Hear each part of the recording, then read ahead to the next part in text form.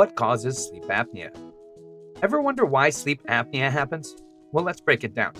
There are two main culprits: obstructive and central causes.